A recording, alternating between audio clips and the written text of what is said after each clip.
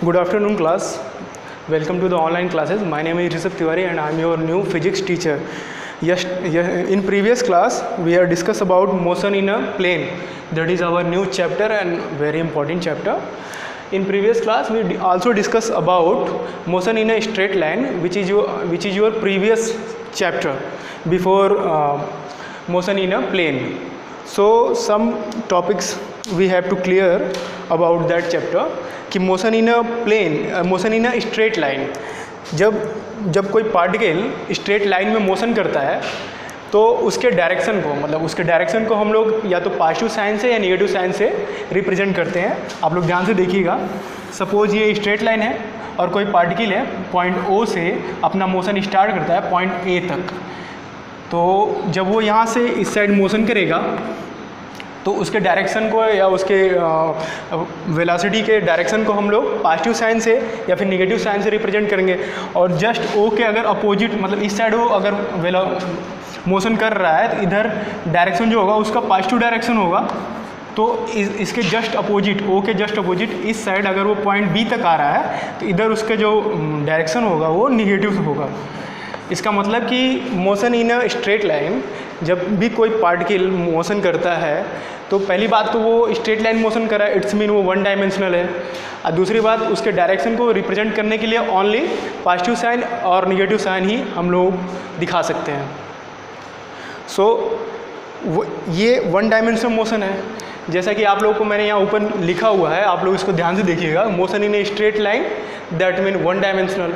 अब बात जब मोशन इन ए प्लेन की होगी तो ये मोशन इन ए प्लेन में तो वहाँ पे बात थोड़ी डिफर होगी motion in a straight line से, जिसको मैं आप लोगों को भी दिखाता हूँ बाय द ग्राफ. ओके,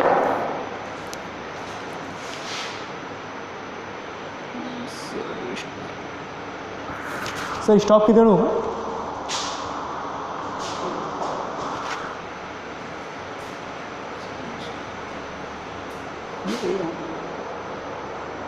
वो बनना चाहिए सर.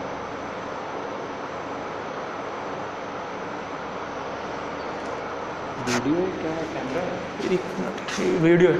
ओके, मैं आप लोगों को दिखाता हूँ इस ग्राफ के थ्रू. रहने दीजिए सर. इस ग्राफ के थ्रू मैं आप लोगों को दिखाता हूँ. जब बात हो रही है मोशन इन अ प्लेन, तो जब बात होगी motion in a plane that mean two dimensional. Plane का मतलब देखिए, प्लेन के लिए एक उसकी लेंथ होगी वन डायमेंशनल और उसका हाइट होगा या विड्थ होगा मतलब कि सेकेंड डायमेंशन, मतलब इन दोनों को मिला के वो टू डायमेंशनल फिगर बनता है. तो इसी को तो हम लोग प्लेन बोलते हैं. सपोज ये एक्स एक्सिस है, एक्स एक्सिस, और ये वाई एक्सिस है. अब कोई पार्टिकल है पॉइंट इस पॉइंट से इस पॉइंट तक वो ऐसे मूव करके जाता है, पॉइंट ए से पॉइंट बी तक मूव करता है. इट्स मीन वो जो पार्टिकल है वो मोशन करता है पॉइंट ए से पॉइंट बी तक. किस में मोशन करता है?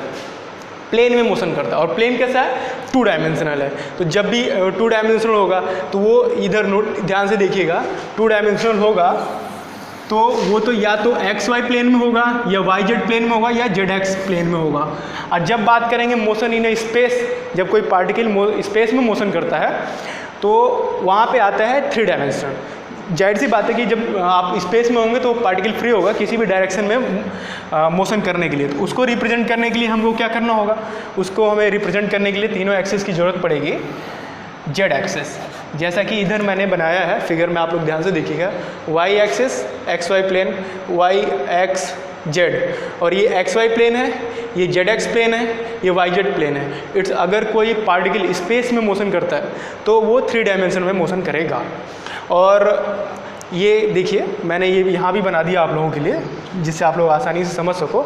अब कोई पार्टिकल है तो जो उसका कोऑर्डिनेट होगा वो क्या होगा? सपोज अगर यहाँ पे है तो अब उसका कोऑर्डिनेट, चूँकि वो तीन डायमेंशन मोशन कर रहा है, मोशन इन स्पेस, तो तीन डायमेंशन मोशन करेगा तो उसका जो कोऑर्डिनेट होगा X Y Z.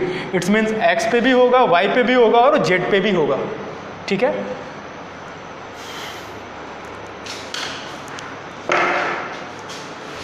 Sir stop नहीं होगा ये?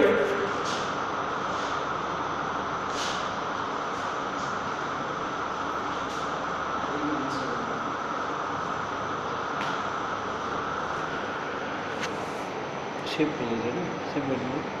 सेव हो जाएगा.